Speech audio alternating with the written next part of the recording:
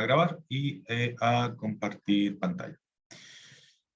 Ay, como siempre, menudo caos. De pantallas abiertas, claro que sí, ¿cómo es posible que logre pillar lo que quiero pillar? Posible. Obviamente.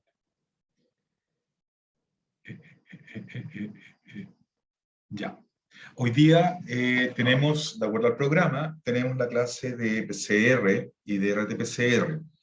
En general, vamos a hablar de tipos de PCR, normalmente lo que ustedes pueden conocer como la PCR estándar, que vamos a llamar, o la PCR clásica, o de endpoint, que es de punto final, la RT-PCR y las PCR de real time.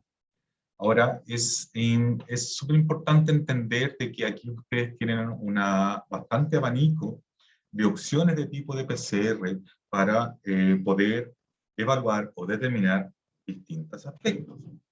Normalmente, hasta cierto nivel de enseñanza, ustedes tienen súper claro lo que se conoce como una PCR. Y lo que se conoce como una PCR normalmente, la palabra PCR involucra una serie de variantes o de alternativas de la PCR clásica o estándar.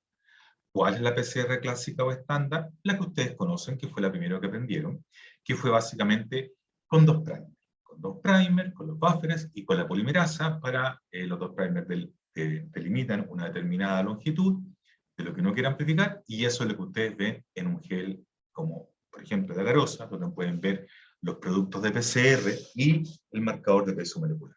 Eso es lo que se conoce normalmente como una PCR, pero estándar. Todo lo otro que vamos a ver también son PCRs, como concepto, como mecánica, pero son variaciones de la original, que como les vuelvo a decir, es lo que vamos a llamar como la estándar. Uno puede conocer en sí mismo o entender lo que es la Nested PCR. ¿Y qué es la Nested PCR o PCR anidada? Es la PCR que no traje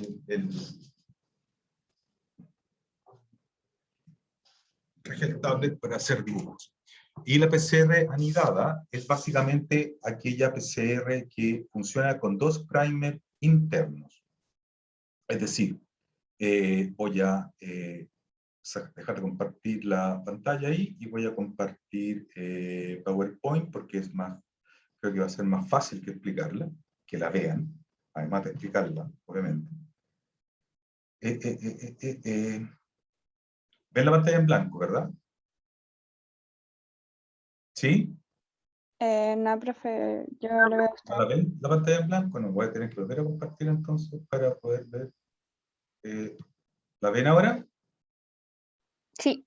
Ya. Entonces ustedes piensan que, por ejemplo, yo normalmente para amplificar un gen tengo los dos típicos primers, ¿correcto?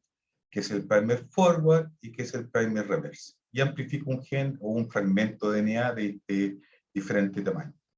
Una nested PCR o PCR anidada no solamente funciona con el forward y el reverse externos, o forward 1, reverse 1, sino que además funciona con dos primers internos al primer amplicón, es decir, un F2 y un R2.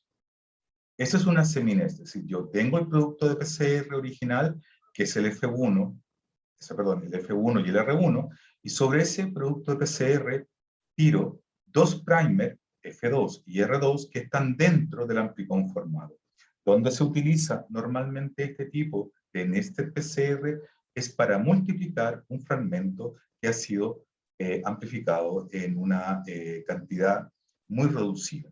¿Cuál es el caso que pasa eso? Por ejemplo, como ustedes tienen extracciones de DNA o amplificaciones de cDNA muy débil. En el caso, por ejemplo, viral, que pueden obtener, por ejemplo, una célula, ustedes pueden tener una célula de hospedador, en donde ustedes pueden extraer DNA, y obviamente, al estar la célula del hospedador extraída, la mayor cantidad de DNA va a ser, obviamente, del hospedador, y con una menor proporción, la cantidad de DNA viral, por ejemplo, o de un patógeno interno.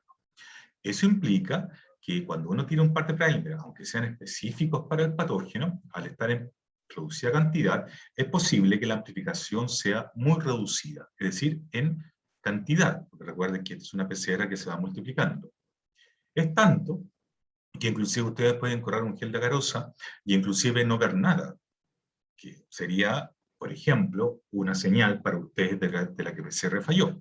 Pero puede ser inclusive de que la PCR no falló, sino que amplificó muy poca cantidad. Recuerden que el corte de visualización de un gel de agarosa puede estar en los nanogramos.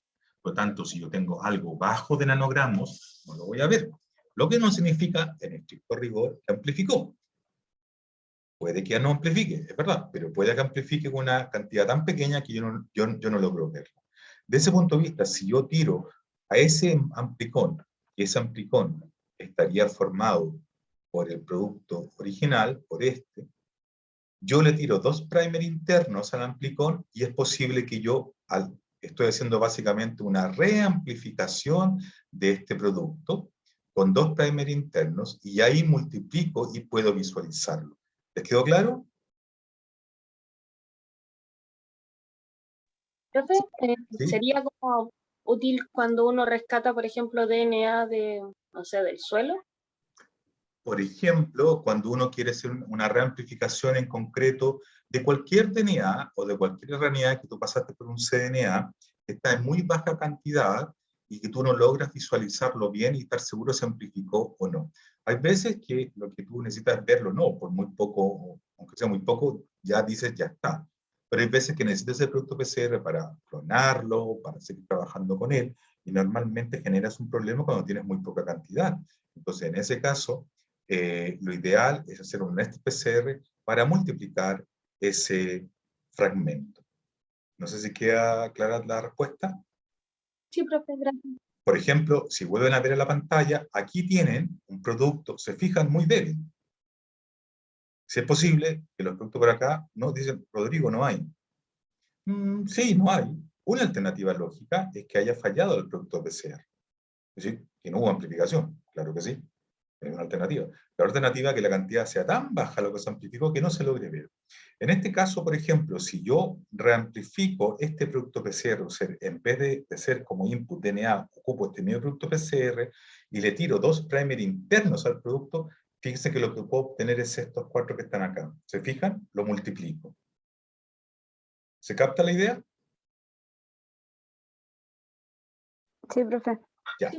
Una variante de la nested es la semi-nested, en donde en vez de utilizar un forward 2 o un reverse 2, uno utiliza el forward 1 y el reverse 2. En nuestro ejercicio, para que quede más claro, es otra variante que se puede utilizar, que es casi lo mismo.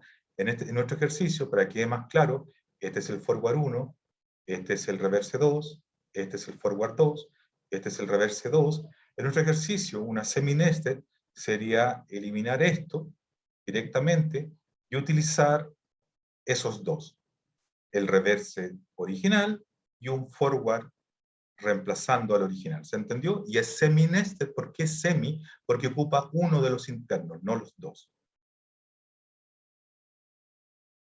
Sigamos.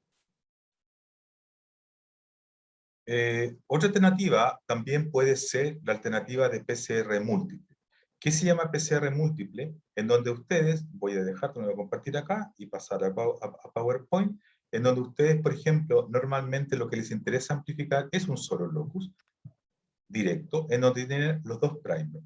Pero imagínense que ustedes quieren amplificar múltiples locus, es decir, múltiples porciones de un genoma, de un mismo organismo o de diferentes organismos. Imagínense que ustedes tienen, por ejemplo, una extracción de DNA, por ejemplo, en donde hayan un sinfín de DNAs. Por ejemplo, de hormigas, de patógenos, de lo que sea, da lo mismo. Pero son DNA diferentes porque vienen de especies diferentes. Claramente. Entonces uno tendría, ese es un organismo, ese es otro, ese es otro, ¿se fijan? Entonces, si yo quisiera hacer, haría una extracción de DNA de todo, en conjunto. Y si yo quisiera ver si existe la presencia de un solo DNA, tendría que amplificar con un par de primers que son específicos para este, y vería si hay amplificación o no. Después tendría que hacerlo por separado con otro par de primers para el cuadrado grande, y después hacerlo por separado para un tercer par de primer, que sería el cuadrado pequeño, porque son 3 genomas diferentes. Lo que me involucra es más recursos, es más tiempo. ¿Por qué? Porque tengo que hacer 3 PCR. ¿Se entiende, verdad? Sí, profe. Ahora, imagínense que yo te dijera, Diego, Javiera, Paulina, ¿saben qué? Tienen la opción de un solo tubo de PCR. No hay más, se acabó. No, es que no, se acabó. No hay más tubos, no hay más reactivos, pueden hacer una sola reacción de PCR. Una alternativa entonces es hacer lo que se llama un múltiplex. ¿Qué es un múltiplex? El nombre es muy sencillo, es decir, es amplificar. Por lo tanto, yo voy a tener 6 pares de primer, o tantos pares de primer como yo quiera amplificar, voy a tener 6 pares de primer, los 2 del cuadrado grande, los 2 del triángulo y los 2 del pequeñito. Y los voy a meter todos juntos directamente en el mismo tubo para que me amplifiquen en forma independiente cada uno de los productos que tienen que amplificar. Ahora, lo más importante de esto es que uno, ¿qué es lo que hace? Ahorra tiempo y ahorra recursos. Sin embargo, la dificultad en hacer múltiples está también en diseñar los primers tan bien que no hayan solapamientos de los primers entre genomas diferentes, es decir, que yo con esto no vaya a amplificar solamente esto, que es para el que está diseñado, sino que no vaya a tener una reacción cruzada con el otro genoma. Y además, el otro problema técnico es que yo tengo que diseñar los primers con dos cosas muy claras. Una, que los primers no interactúan entre ellos, porque son lo que se llaman dímeros de primer. Eso quiere decir básicamente que un primer lo que hace normalmente es que si está mal diseñado, un primer puede hacer, si yo tengo inclusive solamente estos 2 primers, imagínense que tengo estos 2 primers, pueden hacer lo que son dímeros de primer. ¿Qué son dímeros de primer? ¿Lo tienen claro, no? ¿Chicos? Se juntan entre ellos los primer y no se juntan con... Exactamente. Entonces, ¿qué es lo que hago? Este primer en el extremo 3' es complementario por mala suerte, por mal diseño, con el 5' de este segundo primer. Por lo tanto, van a generar un fragmento.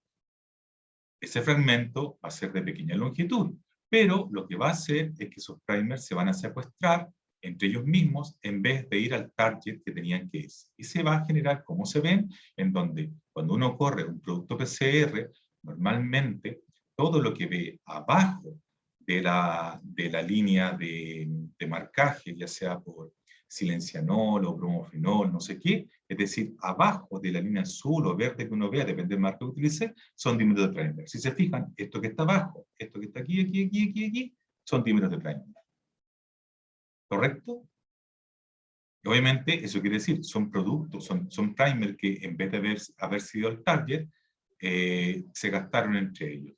La otra opción, que se puede generar el mismo concepto de dímero de primer, pero sin hacer participar a los dos, es que uno solo, ahora, me centro en este, es que ese tenga estructura secundaria.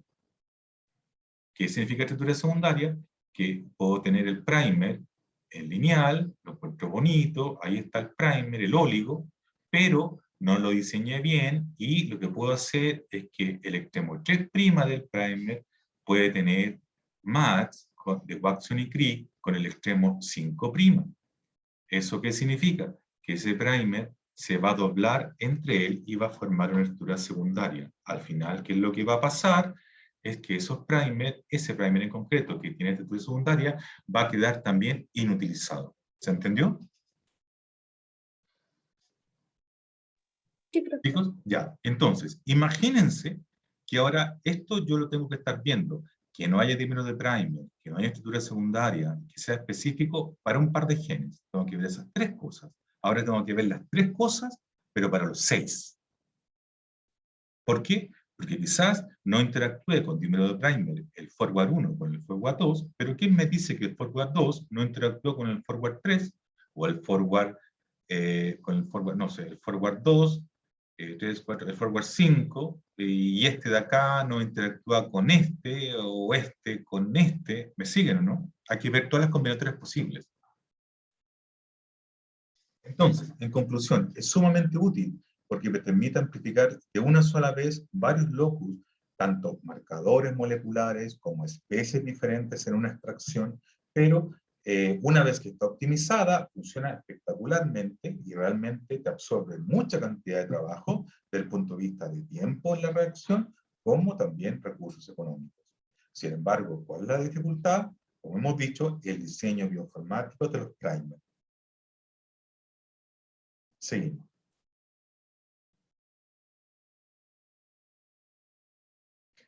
Otra alternativa que podemos tener es, aquí tenemos un típico ejemplo de múltiple. Si se fijan, aquí hay hasta 3 genes amplificados. Imagínense todos los que hay acá amplificados. Y se ven relativamente bien. Mire qué bonito. En vez de haber hecho esto por separado, se hizo de una sola vez. Ahora, otra alternativa que uno puede usar, y es rápida, es lo que uno puede hacer como RAPID, o RAPD, que es el acrónimo de DNA, amplificaciones aleatorias polimórficas de DNA. Y fíjense que esto es lo que se da. Esto uno quisiera ver que, por ejemplo, es como un producto en específico o una múltiple. Tiene como esa pinta, ¿verdad? Como que yo diseñé un par de primer y me aplicaba en múltiples locus, o tiene una pinta de lo que habíamos visto en el ejemplo anterior, que fuera una múltiple, donde uno amplifica muchos genes, cuando mete muchos primers. Pero ninguna de las dos es. ¿Y qué es un RAPID? Y aquí hay que desafiar un poco la posibilidad de que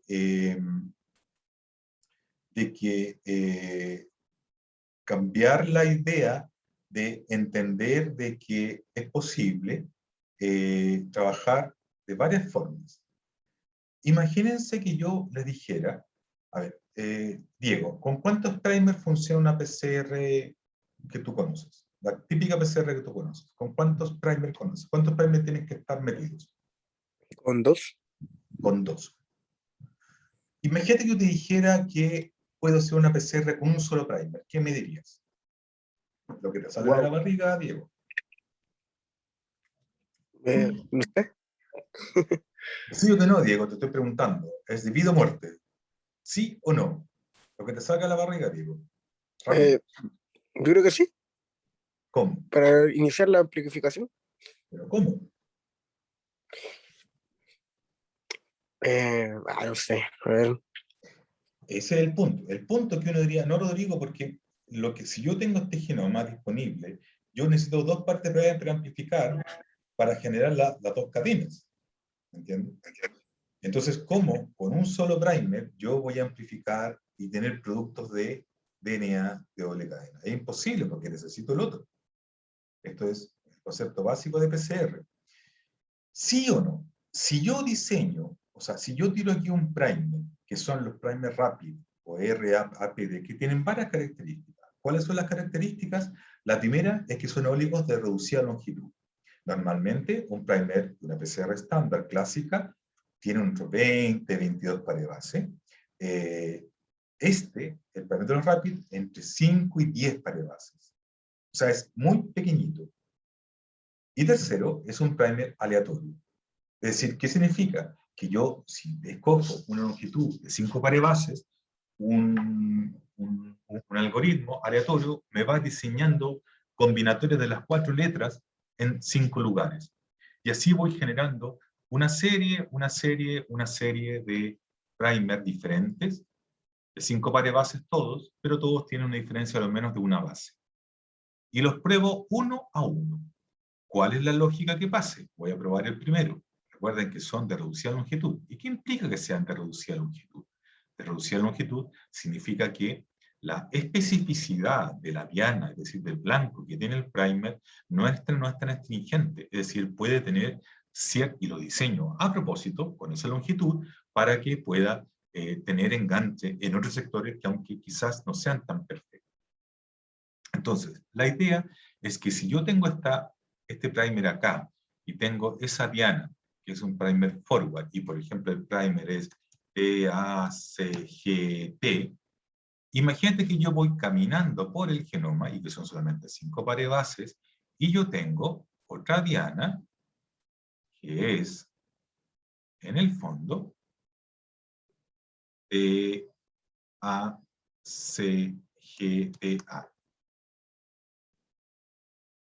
y la tengo acá. ¿Qué va a pasar? Este primer, que actúa como forward, aquí correctamente, va a actuar como reverse acá. ¿Y qué es lo que voy a generar? Un amplicón. Y todo se basa en que yo encuentre en forma aleatoria, por suerte, un fragmento que actúe como reverse complementario lejos del sitio inicial de target. Y ahí genero la amplificación. ¿Se entendió? Sí, profe. Ahora, este tamaño que genera aquí no puede ser extremo. Dice, bueno, Rodrigo, y si resulta que yo encuentro el reverso complementario, lo encuentro 5000 pares de bases río abajo del forward, no va a amplificar. No va a amplificar porque es muy largo.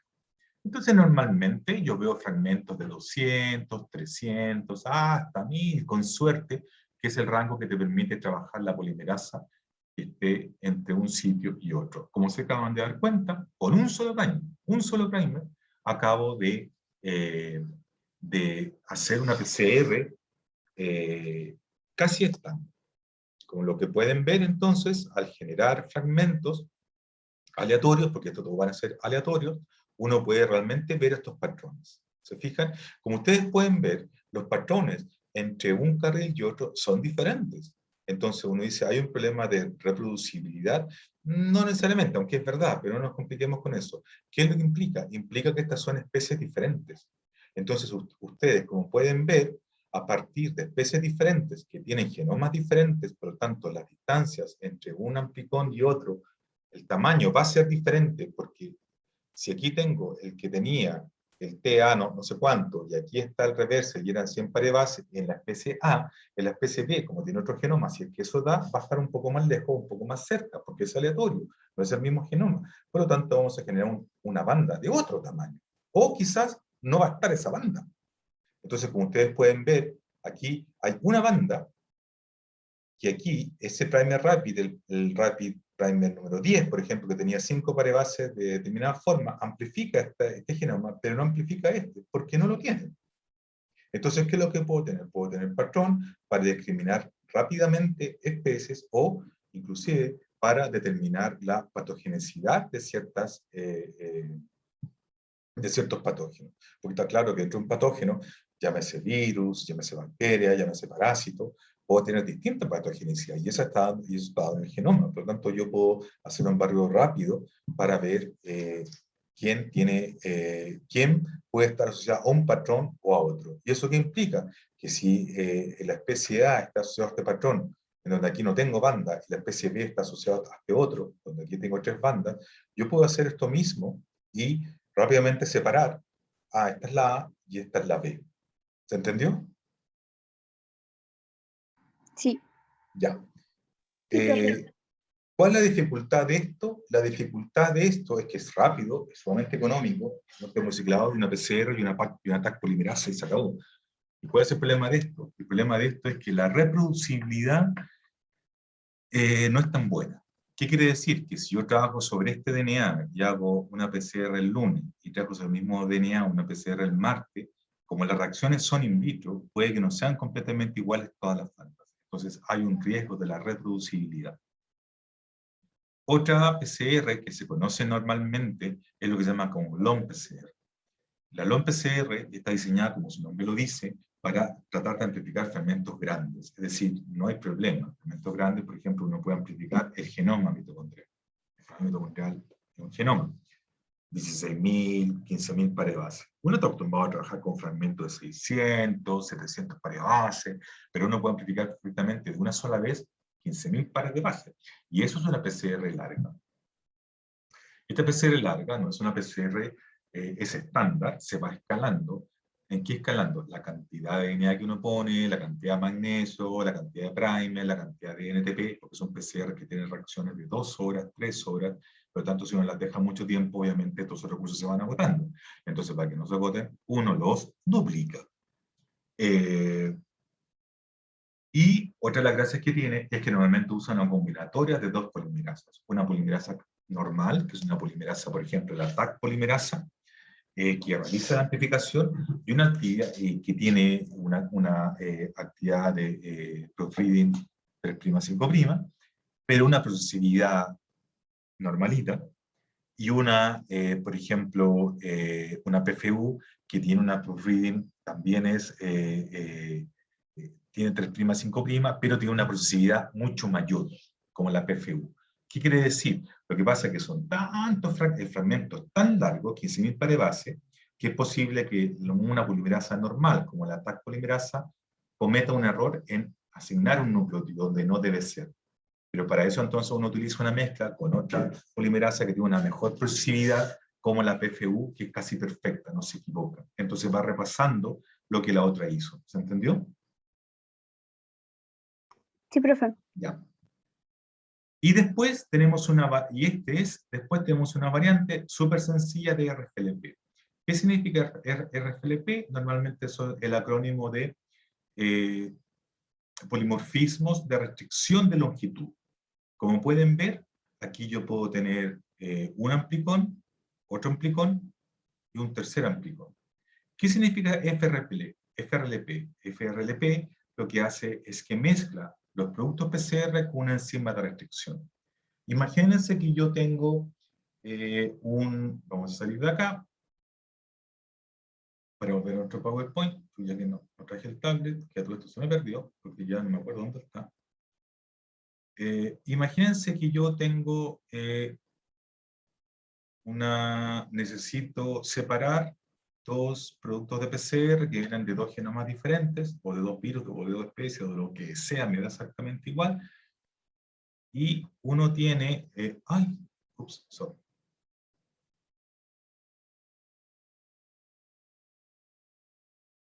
Imagínate que uno tiene una base en la posición 30, donde hay una A, y en el otro genoma, o el otro amplicón, que viene del otro genoma, tengo una C. Y yo tengo un par de primers que son conservados, que me amplifican en el individuo 1 y la especie 2, o lo que sea. Pero ¿cómo yo sé si viene del individuo 1 o del individuo 2? O sea, de la especie 1 o de la especie 2. Tengo el producto PCR. Mirando el producto PCR no lo puedo saber. Tienen el mismo tamaño ambos. ¿Cómo lo puedo saber? Chicos, se pregunta.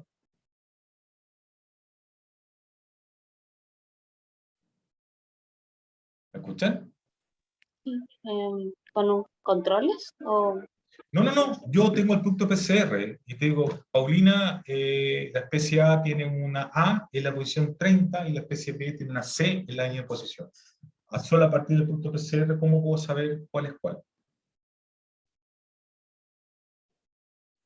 Es difícil, ¿verdad? Imposible, porque tienen el mismo tamaño. ¿Están de acuerdo conmigo, verdad? Sí, ahí no. Sí. Una alternativa sería secuenciarlo. ¿Correcto? Sí. Secuenciándolo, yo podría saber la posición 30 si es una A o es una C. Y ahí te podría responder, sí, ok. Pero eso implica más dinero y más procesos. ¿Estás de acuerdo conmigo, Javiera? Sí. Entonces, ¿cómo lo puedo hacer? Muy rápido, de forma indirecta. ¿Qué es lo que pasa si yo lo que hago es que tiro una enzima de restricción de corte poco frecuente, en donde corte justo aquí, y en donde este sea diagnóstico? Justo corte acá, en este sector, en donde la letra, que está como polimorfismo o como variable, sea el diagnóstico si la enzima corta o no corta. Entonces yo a lo mejor puedo cortar, por ejemplo, imagínate que yo escoja la enzima, me la voy a inventar, que corte ahí.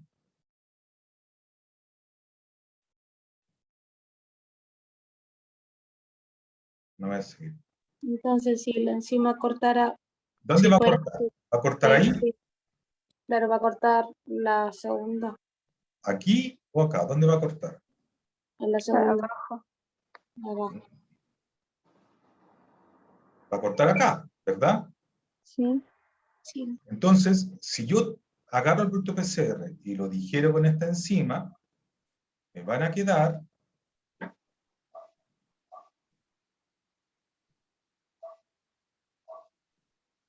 dos fragmentos. ¿Correcto? Sí.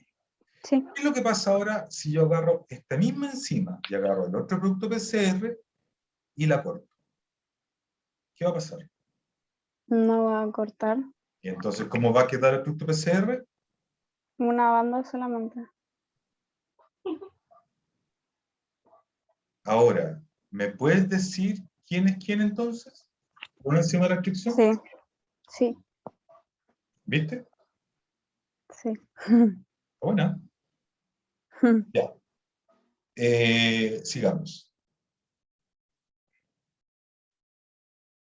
Esto es una versión más evolucionada de lo que es el RAPID.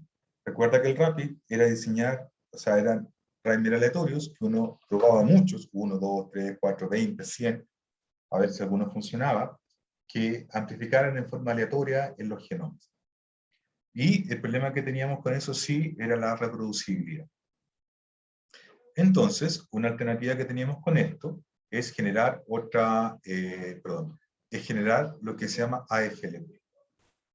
Y AFLP es la misma versión de RAPID, pero es la versión más moderna. Es también la generación de fragmentos aleatorios, pero con la seguridad o evitar el problema de la reproducibilidad. ¿Qué es lo que haces tú con el AFLP? Que significa polimorfismo de fragmentos de longitud amplificados. Tú tienes el genoma directamente acá. Ese genoma directamente, el genoma, tú extraes el DNA total y vas a tener un DNA extraído.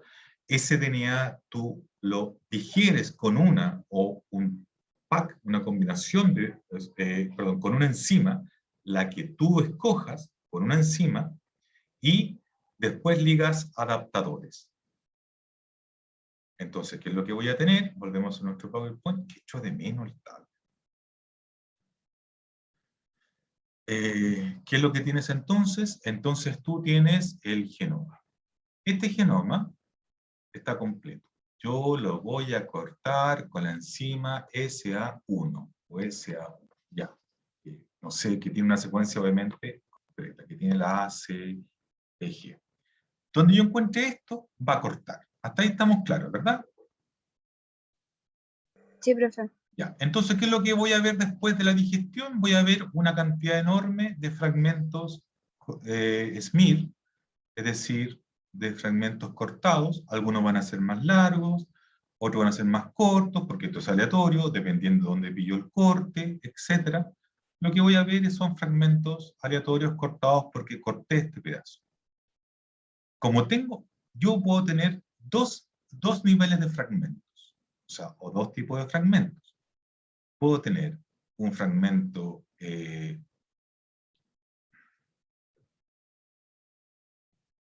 al margen del tamaño, porque me da igual, si el tamaño es sumamente aleatorio, depende de lo que cayó el fragmento, cómo estaba el corte. Puedo tener SA1, SA, puedo tener SAI,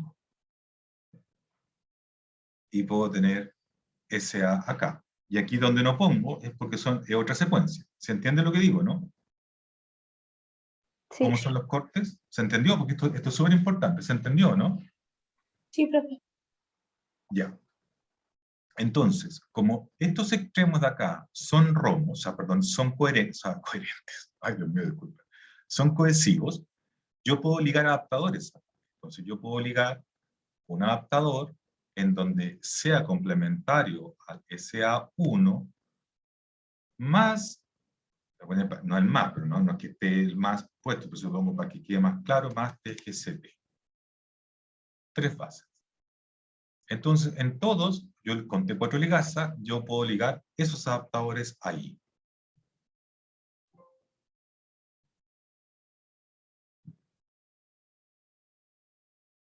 ¿Se fijan?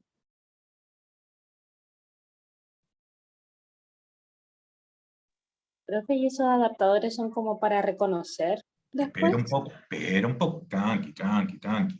Entonces voy a tener ese escenario. ¿Hasta ahí me siguen o no? Sí, profe. Sí, pues. Ya. Entonces ahora lo que voy a hacer yo es tirar diversos primers estilo Rapid que sean complementarios al adaptador. Es decir, que sea, por ejemplo, no sé, ACG. Eso va a enganchar ahí. Y eso va a enganchar ahí. Y se van a amplificar normalmente estos fragmentos de doble cadena. Estos pequeñitos que quedaron con un solo corte, pero el otro no tiene corte, quedan solamente como una monocadena y no se amplifican. O sea, se amplifican, pero se pierden después en el camino. Y estos fundamentalmente son todos los que, este fragmento es el que yo amplifico. Obviamente hay miles de fragmentos de distinto tamaño con estos dos extremos cortados, y que donde yo puedo trabajar. Y así lo que hago es generar también un patrón de distinto tamaño de los fragmentos. Pero si se fijan, lo que hice ahora fue trabajar sobre los adaptadores perfectos aquí. Y yo sé que son perfectos. Y no sobre el genoma, que podría haber tenido algún mismatch entre estos 5 pares bases, bueno, que hay 3, pero imagínate que hayan 5, que van al genoma y tienen 4 de 5, aunque amplifica, pero amplifica más o menos. Y si las cosas cambian, cualquier variación puede que no amplifique del lunes al martes. Ese era el problema de la reproducibilidad del RAPID. Con esto me aseguro que la reproducibilidad sea casi perfecta. ¿Quedó claro? Sí, profe. Ya, súper. Volvemos entonces. También lo que puedo tener son PCRs asimétricas. PCRs asimétricas es cuando yo quiero generar una sola cadena, porque me interesa, por ejemplo, la cadena forward o la reverse. ¿Eso qué es? Es, por ejemplo, que yo lo que hago es, como yo genero una PCR asimétrica, es porque yo utilizo los dos primers, pero uno con una muy limitada concentración. Entonces, ¿qué es lo que voy a tener? Es que se va a armar el producto de PCR probablemente, pero después ya en el segundo ciclo, tercer ciclo, cuarto ciclo, un primer, por ejemplo, el forward, está en mucha mayor concentración que el reverse, por lo tanto siempre voy a estar generando más simple cadena que la cadena forward que la reverse. ¿Se entendió? Sí. ¿Y eso para qué lo quiero usar? Por ejemplo, ¿eso para qué? Para secuenciar. Por ejemplo, yo quiero secuenciar una sola cadena y con eso ya meto esa secuenciación, ese producto que es una sola cadena casi concentrada. Bueno, eso es lo que ustedes hicieron, lo que ustedes pueden hacer en el laboratorio, que es la PCR de colonias, que normalmente lo que se necesita es para comprobar que un inserto fue bien colocado. ¿Qué es lo que hace? Como se llama PCR colonia, es súper corriente. Uno tiene la placa con el cultivo, uno con un tip plástico, saca un poco, rompe un poco, y eso hace un extracto de esa placa bacteriana. Y eso es una PCR de colonia, con un par de primers que amplifican el vector, que flanquean el inserto, que están en el vector. ¿Se entiende eso, verdad? ¿Chicos? Sí, profe. Ya. Otra alternativa es la PCR inversa, en donde nos permite identificar secuencias de DNA desconocido, un fragmento de un DNA desconocido, a partir de un sector conocido. Imagínense esto. Imagínense que yo tengo un fragmento de DNA en donde yo tengo un sector conocido, un fragmento de un sector conocido, porque esto es lo que tengo del gen. Desconozco lo que hay río arriba del gen, no sé lo que es, no tengo idea de lo que hay, pero conozco este sector. Entonces lo que uno puede hacer es cortar este sector con enzimas de restricción, que obviamente tengan fragmentos cohesivos, la misma enzima de restricción, que obviamente no corte dentro, obviamente. Ligar este producto cortado, y lo que voy a hacer es tener un producto circular directamente. Muchos de estos productos pueden ser circulares, porque recuerda que es una cadena, y yo voy a digerir todo el producto de PCR, o todo el gen que tenga, y después de ligar eso, que tengo directamente esto, lo que voy a hacer es directamente cortar ahora dentro del sector que yo conozco, con otra enzima de restricción, pero dentro del fragmento que yo conocía, lo corto y lo linealizo. Y al linealizarlo, si se fijan, los extremos me quedan con los fragmentos que yo conozco. Por lo tanto, y el que desconozco me queda al medio.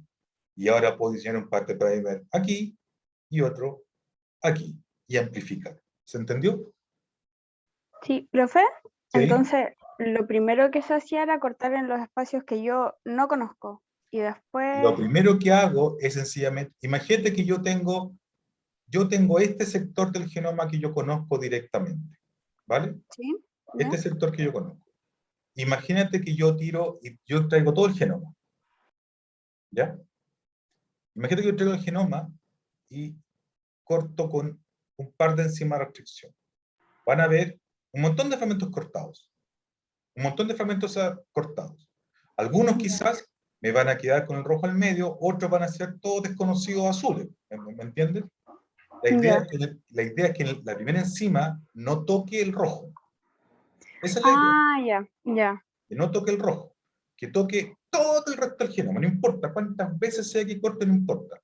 A mí me ya. interesa encontrar, dentro de ese DNA digerido, me interesa encontrar este fragmento. Claro, después específicamente el... Claro, después, ¿qué es lo que hago? Después tengo un montón de fragmentos cortados. Uno de esos fragmentos va a tener esta característica, en donde el que yo conozco va a estar en medio, va a estar flanqueado por esto que desconozco, obviamente. Después lo que hago es ligar, y ahí se van a ligar todos los productos que van a quedar, ya que cortaron. Y cómo yo discrimino es porque sobre eso yo vuelvo a tirar una enzima restriccionadora, y voy a abrir solamente lo que a mí me interese. Claro, Porque a ya, lo mejor profe, muchas quedaron gracias. a lo mejor quedaron círculos azules, te fijas, pero no se van a cortar, van a quedar circulares. ¿Se entendió? Sí, profe, muchas gracias. Ya. Obviamente, esa es la que se ', PCR simétrica, y obviamente una versión más moderna es utilizar lo que se conoce como raíz PCR, ya sea a nivel de 3' o a nivel de 5', pero esta está diseñada casi exclusivamente para conocer los extremos. Por eso se llama 3' o 5'. Es decir, ¿qué quiero conocer? O el 5' UTR o el 3' UTR. Entonces, eso parte normalmente con la misma idea en donde yo tengo parte de una secuencia conocida. Imagínense que yo parto con esa secuencia, típico de RNA mensajero, termina con un poli-A, como ustedes pueden ver aquí, y lo que yo puedo hacer, por ejemplo, directamente es, concretamente, tirar un primer oligo de T. Lo que voy a tener es esta amplificación, por ejemplo, la típica RT-PCR que uno tiene, por ejemplo, este cDNA que uno tiene, este RNA que uno tiene, el poli-A, el típico transcrito, la poliadenylación. Ya, perfecto. Entonces lo que yo hago es una RT con un primer oligo de T. Hasta ustedes me dirán, Rodrigo, eso es hacer una RT-PCR. Sí, no estoy haciendo nada más, no estoy inventando. Sí, hasta ahí está bien. Entonces, ¿qué es lo que hago después con el tema? Como aquí me queda esto puesto, yo puedo desnaturalizar esto y directamente con un primer interno, que puedo estar acá directamente, tratar de amplificar. Lo que voy a tener finalmente entonces es el sector conocido del extremo 3'. Para el extremo 5', lo voy a pasar súper rápido porque es súper sencillo este chico, si quieren verlo después, porque es lo mismo que cDNA. Y para el lado contrario es que yo diseño el primer para el otro lado. Es como sumamente sencillo. Ahora, eso es solamente para conocer los extremos 5' o 3' de cualquier gen o producto que uno tenga. La PCR simétrica, ya la conocen, que básicamente es para lo que hablamos, cuando uno pone en muy disminuida concentración uno de los primers, y lo que uno puede hacer también es lo que se conoce como una PCR de alelo específico.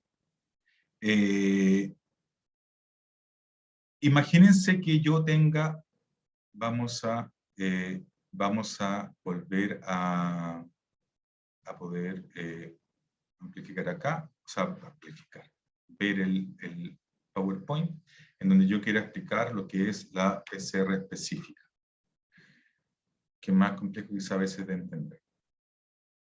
Todos los genes tienen dos cadenas, directamente. Esas cadenas son normalmente de su estado diploide, porque en DNA ese estado en su estado diploide es, o sea, el estado de doble cadena. Tiene un 5' y un 3'. Recuerden que en estado haploide es una sola cadena, cuando recombina, se arman las dos. Si yo tengo una base o un polimorfismo directo, ay, no sé por qué no me sale, lo mismo que tenía una C, aquí, ¿y la otra cadena que voy a tener? Chicos, si en esa posición en la cadena tengo una C, en la cadena abajo, ¿qué voy a tener? Chicos, ¿me Perdón, escuchan? profe, si tengo en la de arriba una C, Sí, abajo una G. una G. Imagínense que yo quiera amplificar solamente una sola cadena. Una forma es hacerla en forma simétrica, pero en forma simétrica me va a generar solamente una cadena, del primer que esté más concentrado. ¿Se acuerdan de eso, verdad? Sí, Ya. Ahora, imagínate que yo tenga dos pares de primer igual, pero son exactamente la misma concentración. Y un primer, normalmente, si yo lo diseño para enganchar, puedo diseñar un primer externo que esté acá, que sea el constante, ese primer, puede ser ese primer. Ay, uy, disculpa, no sé qué diablos pasa. Ese primer. Y puedo diseñar otro primer, que obviamente va a ser el forward, y dependiendo cómo lo haga yo enganchar aquí o aquí, me puede determinar qué cadena yo voy a amplificar. ¿Se entiende? sí, Y eso es lo que es otra alternativa, que es básicamente lo que es alelo específico, que es una variante diferente de lo que es, la PCR simétrica sin problema. Ahora, tienen que imaginar que efectivamente estos son paralelos específicos, o sea, para que les quede claro. ¿En qué sentido?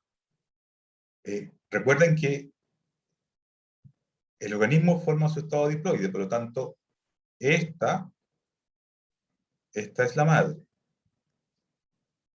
La madre tiene la posición C. Y el padre puede que sea diferente. Tenga una variación, tenga un SNP. Entonces aquí yo voy a tener un padre con una T y aquí con una A. ¿Se fijan? Si yo, en el fondo, formo un heterocigoto, es decir, un individuo que tenga tanto padre como madre, yo voy a tener este tipo de alelos y este otro tipo de alelos. ¿Cómo identifico estos? Dependiendo del primer que yo le ponga. Si a este primer lo hago enganchar con acá, me va a amplificar solamente esto, lo de la madre, y no me va a amplificar lo del padre. ¿Les queda claro, no, el concepto? sí, profe.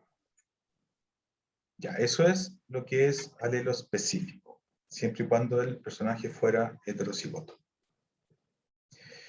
Ya. esto es, esto de la PCR de Colonia, que ya lo explicamos ya. El RACE, que ya lo explicamos directamente, y a nivel de DNA, entonces, esos son los tipos más importantes de PCR que uno puede tener. Y los que más pueden ser útiles en distintas aplicaciones biotecnológicas o depende de las preguntas que uno se quiera realizar. ¿Alguna inquietud o pregunta con respecto a estos tipos? Yo al menos no, profe. Diego, El momento no, profe. Paulina, Profe, me cayó un poquito. ¿Qué pregunta? Perdón. ¿alguna pregunta con respecto a lo que hemos visto hasta ahora como tipos de PCR a nivel de DNA? No. La que tuve ya la hice. Así que no tengo duda. Chicas, recuerden que cualquier pregunta, chicos, cualquier pregunta después, ningún problema, me lo pueden comentar, ¿vale? O pedir una clase o correo, lo que sea. Ahora, cuando uno ve RT-PCR, que puede ser obviamente la RT, normalmente QPCR, que esto es cuantitativo, la RT-PCR normalmente es el acrónimo de transcriptasa reversa. Y es básicamente el paso de RNA a cDNA. ¿Por qué la C? Es de copia de DNA. Es decir, es pasar de cadenas de simple cadena de RNA a pasar una simple cadena de DNA. Eso ustedes lo conocen perfectamente. Nosotros, ¿cuáles son los tipos de RT que se puede realizar? ¿Comentarios, chicos? Los tipos de RT que uno puede realizar, o de transcripción reversa que uno puede realizar.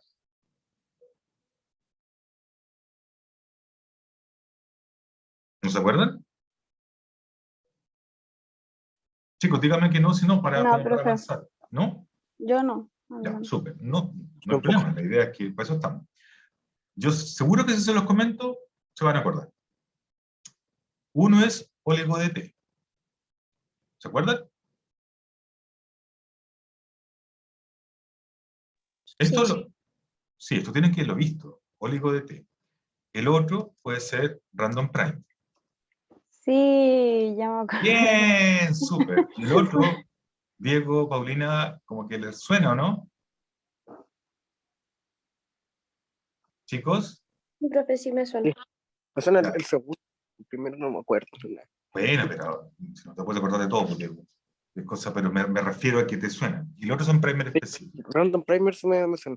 Ya, los otros son primer específicos. ¿Cuál es la idea de esto? Es que el óligo de T es básicamente un óligo de muchas T, como 20 o 25 T. ¿Por qué? Porque se engancha en todos los RNAs que tienen polía. Y lo único que hace es sintetizar ese RNA con una transcriptasa reversa, que normalmente es la más barata, puede ser la NMLV, que viene de organismos virales, para hacer la transcripción, es decir, pasar de un lenguaje de RNA a pasar a un lenguaje de DNA. Y amplifica todos los transcritos que solamente tengan T, o sea, perdón, polA. Ojo con eso, porque esta alternativa de transcripción reversa está limitada a todos los genes que son codificantes, porque recuerden que los genes que se codifican, recuerden que los genes que son codificantes son los únicos que tienen oligo de T. Y alguien dirá, ¿por qué, Rodrigo? Porque recuerden que hay genes de RNA no codificantes, es decir, que se transcriben pero no se traducen, como cuáles, los RNA ribosomales, los tRNA ribosomales y varios otros más que en este momento no es el punto entender. ¿Qué es lo importante de eso? Lo importante de eso es que no tienen polidad. Por lo tanto, si yo quisiera usar el oligo T y trabajar con RNA ribosomales, por ejemplo, no podría hacerlo. ¿Por qué? Porque no tienen polidad. Entonces, el oligo T está dirigido específicamente a tratar de transcribir, o mejor dicho, retrotranscribir los mensajeros, es decir, los genes de RNA codificantes. La opción de Random Primer es mucho más sencilla. Bueno, el otro también es súper sencillo, porque en el fondo tiene que ver básicamente con alternativas de diseñar un kit, o sea, entregan un kit de una serie de primer, que viene siendo como lo mismo, el mismo concepto que Rapid, en donde son primers de 5 a 10 met, muy pequeñitos, son varios, diferentes secuencias, que permitan, al ser tan pequeñitos y de muchas secuencias, porque hay mucha variedad, amplifican absolutamente y se pueden enganchar en todas partes, en todos los RNAs, al margen si el RNA está degradado, si es ribosomal, no es ribosomal, porque como son tan pequeñitos, alguno tiene que engancharse. El primer específico es la opción en donde yo pongo en la RT, es decir, la transcripción reversa, un primer, normalmente el reverse, para comenzar la transcripción. Y ese es un primer específico que diseño para el cDNA, para el mRNA que yo quiero amplificar. ¿Se entendió, no? Sí, profe. Ahora, ¿ventajas o desventajas? Bueno, el oligo-T ya tiene algunas desventajas. ¿Por qué? Porque no puedo amplificar el RNA no codificante, sé que solamente amplifico lo que es el RNA codificante. Segundo, no me sirve para trabajar con RNA, porque obviamente aquí parto de RNA. No me sirve para trabajar mucho con RNA degradado. ¿Por qué? Porque probablemente hay muchos que perdieron la cola polía, y si perdieron la cola polía, yo no puedo amplificar con la oligo-T. Por lo tanto, si está degradado el oligo-T, no me sirve mucho. Random primer me sirve para casi todo. Amplifico todo, no tengo ninguna restricción. ¿Por qué? Porque lo único que tengo son oligos pequeñitos de 5 pares de bases, por ejemplo, que se van a ir a cualquier parte de 5 que tenga 5 pares de bases. Por lo tanto, la restricción que le pido no es tan grande, no es como un oligo de 20 pares de bases, que tienen que tener target de 20 pares de bases, no, aquí tiene un target de 5 pares de bases, y amplifica genes de RNA codificantes como RNA no codificantes, amplifica cualquier cosa. Y si está degradado, es decir, si en vez de haber fragmentos de RNA de RNAs largos, hay RNAs muy cortos, de reducida longitud, porque se degradaron, no importa porque también los van a amplificar. Por lo tanto, viene siendo como una de las opciones más, más adecuadas frente a estas dos condiciones que hablamos. Primer específico. La verdad, las cosas que sirve también, tanto como si yo lo quiero amplificar esa RNA codificante como no codificante, me sirve porque es específico, es decir, yo lo diseño específicamente. ¿Cuál es el problema con esto? Es que tengo que conocer la secuencia de lo que quiero amplificar. Esa es una restricción, porque es un primer específico, pero una vez que la conozca, puedo diseñarlo tanto por una RNA codificante como no codificante. Me puedo amplificar tanto RNA degradado como no degradado. Sin embargo, es para un solo gen. Es decir, el resultado de cDNA que yo voy a tener son solamente cDNAs de ese gen, es monoespecífico. En cambio, las otras dos alternativas son de todo el transcriptoma. Amplifican todo. Aquí yo amplifico en el primer específico un solo cDNA, el que yo quiero. O sea, múltiples copias, pero del que yo quiero. Más allá de criterios de si está degradado o no, y eso lo expliqué, que escoger, otra opción también puede ser un poco más importante también visualizar cuando uno tiene un gen de muy baja expresión. Si yo tengo un gen de mucha expresión, por ejemplo, un housekeeping, un gen de actina, el mismo gen ribosomal, que tiene una elevada expresión, yo voy a tener una gran cantidad de transcritos, ¿verdad? ¿Me siguen o no? Sí, profe. Y si yo tengo un gen de muy baja expresión, por ejemplo, ¿cuál? Un factor de transcripción. Un factor de transcripción normalmente tiene muy baja expresión. Yo quiero que imaginen ahora que están en un bosque, en el centro de un bosque. E imaginen, las cosas que imaginen que están en un centro de un bosque, e imaginen que el bosque tiene 50.000 pinos alrededor de ustedes, y que donde están ustedes hay 2 alerces. Esos 50.000 pinos, quiero que piensen que son los transcritos de los genes housekeeping que se expresan mucho. Ribosomal, actina, mucho. Y en el centro están estos 2 alerces, que son los 2 transcritos del alerce. Si ustedes tiran un random primer, ¿a dónde se van a ir?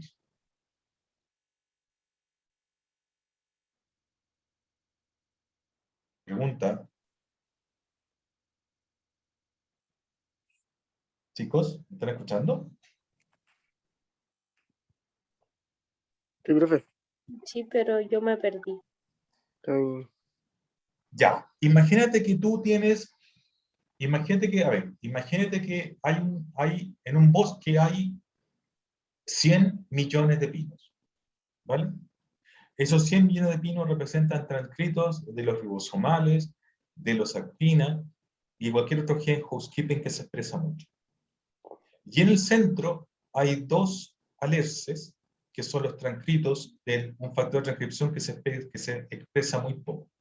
Porque hay tanto pino, porque hay mucho transcrito del ribosomal, mucho transcrito de la actina, porque son genes que se expresan mucho. Porque hay tan pocos recursos, porque hay tan pocos read o transcritos de alerce, porque se expresa muy poco. Hasta ahí estamos claros, ¿ya? ¿Me siguen el concepto? Ya. Sí. Imagínate que los random primers son oligos de 5 pares de base que se unen por su reducida longitud, son bastante inespecíficos y se unen a todo. Imagínate que yo tiro 100 random primers, cada uno diferente, a este bosque. ¿A dónde se van a unir inicialmente? A los pinos, que son más. Así es, Paulina, exactamente. Oye, ¿y qué pasó con los alerces? No, puede que sea una, pero muy, muy baja la probabilidad. Bien, perfecto. Una buena lógica. Es que, ¿por qué no digo? Es que están muy adentro, pues, viejo, y hay muchos pinos. Es que yo lo que encuentro, yo veo uno. Y obviamente lo que primero encontré fueron pinos. Ah. Y si tiro oligote, imagínate que te regalo que el RNA está íntegro, completo. Y si tiro oligote, ¿a dónde creen que se van a ir estos oligote? A los RNA que se expresan en gran cantidad. Exactamente, es decir, a los pinos. ¿Se entiende? Sí, profe. Sí. Entonces, si tú me dices este ejercicio y tú quieres obtener el cDNA para hacer una PCR cuantitativa después de un gen que se expresa muy poco, al parecer, con lo que me estás diciendo, Rodrigo, es un flaco favor tirar oligotegron primer. De verdad las cosas que sí.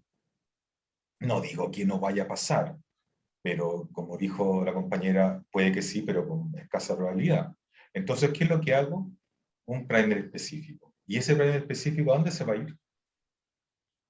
Este que lleva un primer específico para la alergia. ¿A dónde se va a ir? A la alergia. A la alergia. Sí. Y pero no me decías que había como 5 millones de pinos y había solamente Era alergia. específico. Perfecto. Ahí está. Va a atravesar todo el bosque. Todos los pinos. Lo va a atravesar todo. Y va a llegar donde tiene que llegar. ¿Se entendió? Sí, profe. Viste que no es tan, o sea, la estrategia de qué escoger para hacer la RT no es tan sutil, o sea, no es como la que tenga a la mano. Va a depender si tengo la RNA degradado, va a depender si yo quiero amplificar RNA codificante o no codificante, y va a pretender, y va a depender si yo quiero amplificar un gen que esté en muy baja cantidad de expresión. Esos, en resumen, son los 3 aspectos importantes. ¿Les quedó claro? Sí, profe. Ya, chicos, entonces lo dejamos acá porque estamos en la hora. Hasta las 15. Ya nos pasamos, chicos. ¡Ah!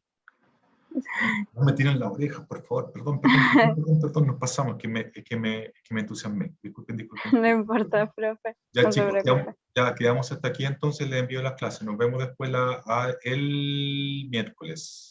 El miércoles sí a las 8. Chao, que estén bien, cuídense. Chao, profe.